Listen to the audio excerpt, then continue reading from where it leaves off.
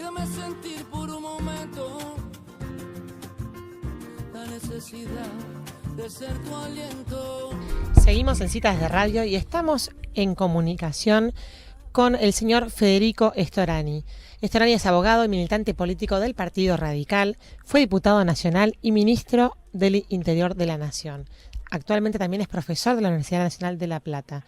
Muy buenas tardes, doctor Storani, muchas gracias por atender a Citas de Radio. ¿Qué tal? Buenas tardes, ¿cómo están ustedes? Bien, muy bien. Mi nombre es Elisa Peirano, estoy aquí con Catalina Castro y vamos a estar conduciendo esta entrevista que sale aquí en Pehuajó y en la provincia de Buenos Aires. Bueno, muchísimo gusto en poder comunicarme con toda la audiencia de la querida ciudad de Pehuajó y su zona de influencia. Bueno, muchas gracias.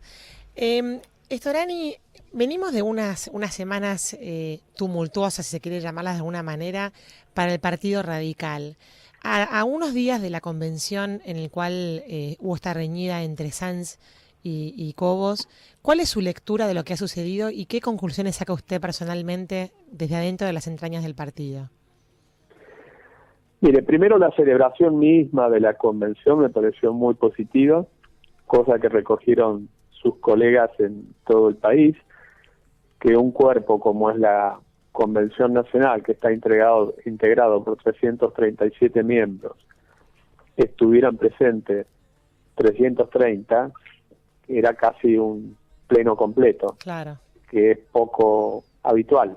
Uh-huh. En segundo lugar, que se haya debatido durante 14 horas de manera ininterrumpida, de manera democrática, por momentos apasionada, fuerte, dura, pero democrática, Uh-huh. que habla de un partido democrático y pluralista, y eso es muy bueno. Uh-huh.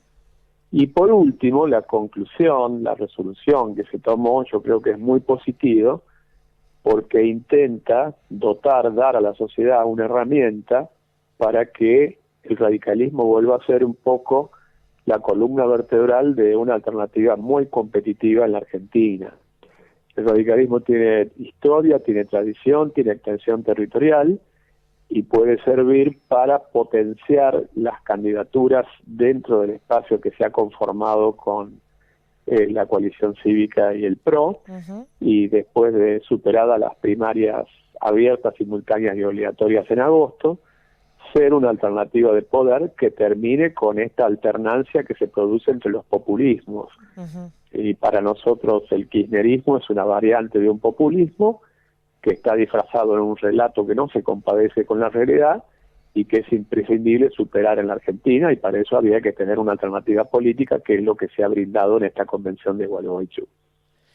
Storani, y muchos de los analistas que después, digamos, analizaban esto que había sucedido, o sea, como decía usted, muchos lo interpretaron como un ejercicio de democracia, porque dentro de un partido que funciona y que debate fuertemente, pero finalmente acata la decisión de lo que se votó en la convención, había muchos periodistas que estaban preocupados y hablaban de una migración, digamos, de los radicales descontentos hacia otras fuerzas políticas, ya sea con el Gen de Stolbizer o con el Frente, con los socialistas, o incluso algunos con los peronistas con Massa.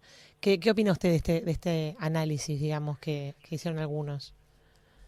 Bueno, que la preocupación en realidad era un poco exagerada, porque se ha dado exactamente lo contrario. Más bien, esta alternativa que se ha conformado a partir de la convención de Gualeguaychú, lo que ha ido sumando en este último tiempo son contingentes que muchos de ellos provienen de esas fuerzas. Por ejemplo, para tomar ejemplos muy prácticos y precisos de la cuarta sección, que es justamente al cual pertenece Pehuajó, Sí.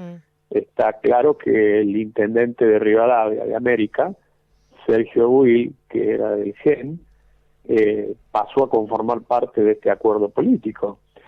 Razón por la cual, lejos de haberse producido una migración de nuestras militancias y de nuestros partidarios, se han producido como un imán de atracción, porque justamente es una alternativa competitiva que otros no pueden ofrecer. Uh-huh. ¿Cómo le va a estar? Catalina Castro, mi nombre.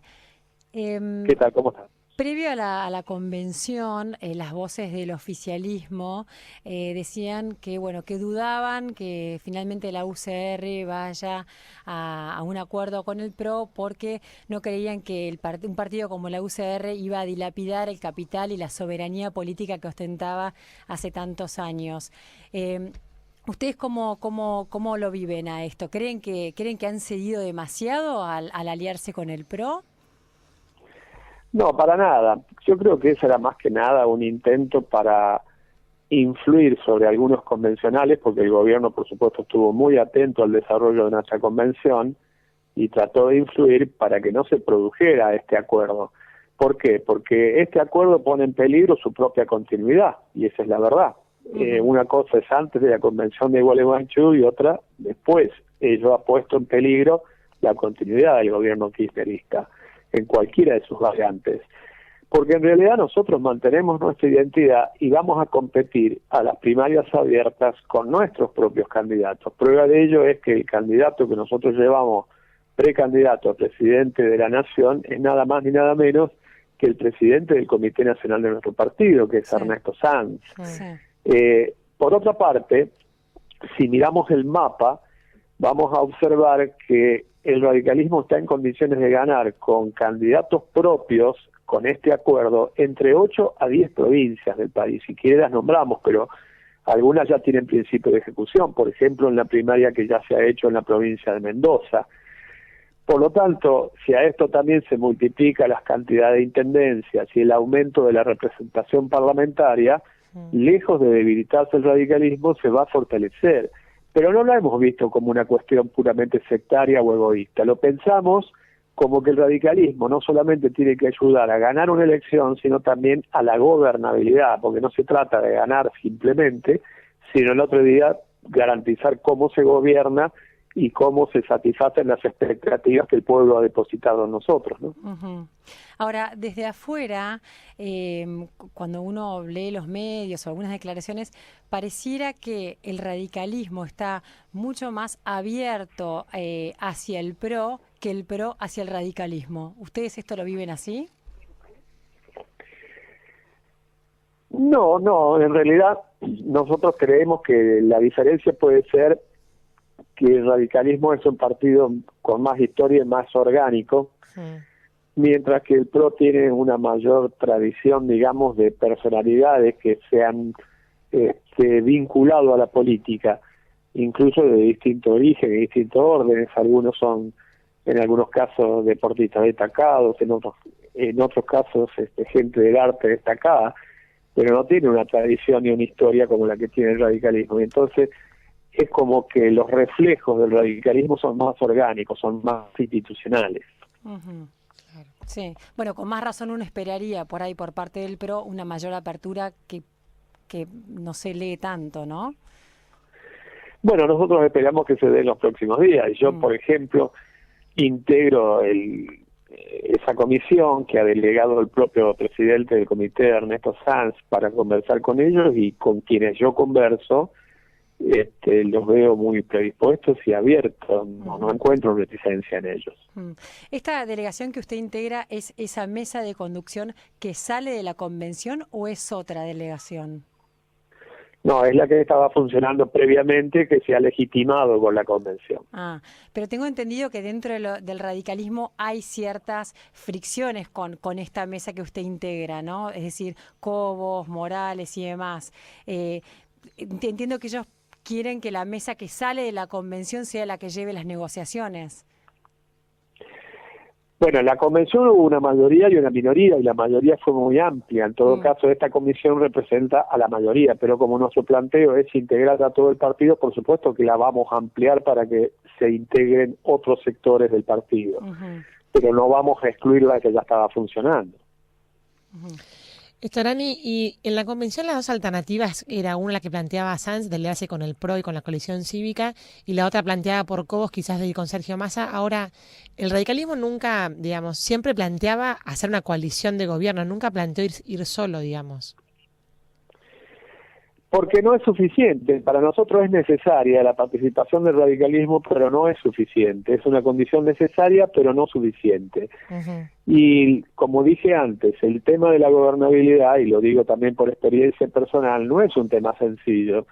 Al otro día que uno está, aunque haya ganado una elección con amplitud, necesita tener legisladores que voten las leyes que uno promueve a los efectos de gobernar y, claro, de establecer una nueva legislación, del mismo modo que asentarse en intendencias que sean afines, en gobernadores que sean afines, porque todo esto ayuda a la gobernabilidad de un país, aquí y en cualquier lugar del mundo. Las dos reglas de oro en una democracia son el equilibrio y el control del poder y la posibilidad de la alternancia en el ejercicio del poder. Nosotros con esto estamos creyendo contribuir a que la democracia funcione mejor y que el sistema no esté tan desequilibrado. No, sin duda que sí. Entiendo que uno de los candidatos para la gobernación de Buenos Aires que tenía pensada la UCR era Pose, pero que era cuestionado por el PRO. ¿Hay algún otro nombre que esté dando vueltas?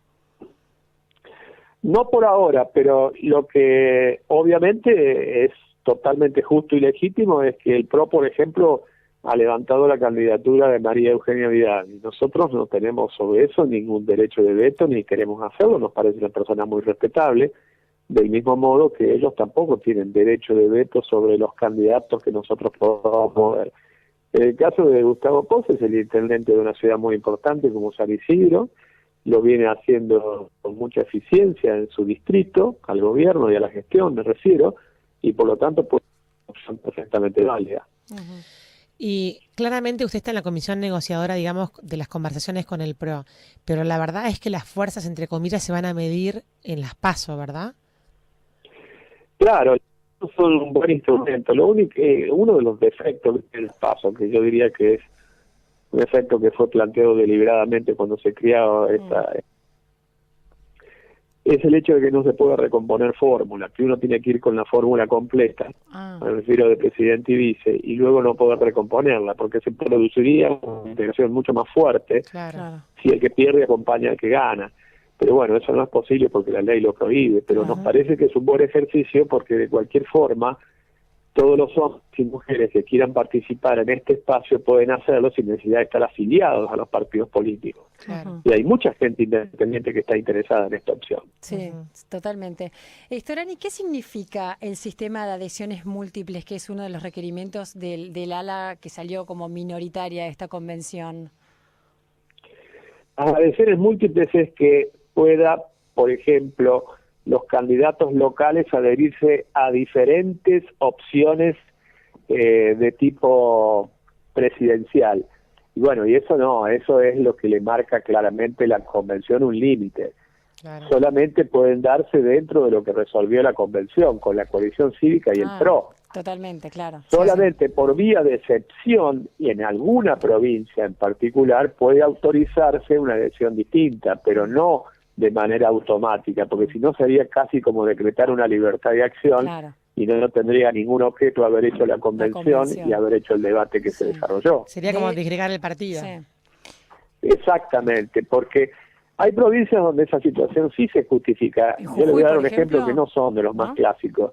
Generalmente se habla de Jujuy, se habla de Formosa, pero yo le voy a dar el ejemplo de La Rioja.